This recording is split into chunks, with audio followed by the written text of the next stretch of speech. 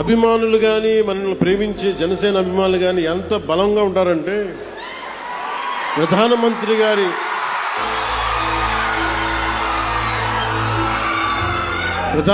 గారి SPG group కూడా ప్రధానమంత్రి భద్రతా వ్యవహారాలని పర్యవేక్షించే ఎస్పీజీ వాళ్ళు కూడా నాకేం చెప్తారంటే మీ వాళ్ళతో మేము పడలేం.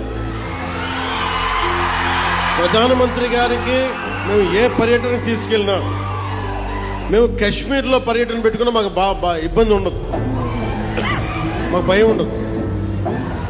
కానీ మేము మీరున్న సభలకి రావాలి, మీ జనంతో రావాలి అంటే మేము దాన్ని మీ ఉత్సాహాన్ని ఎలా ఆపాలో తెలియట్లేదు మాకు.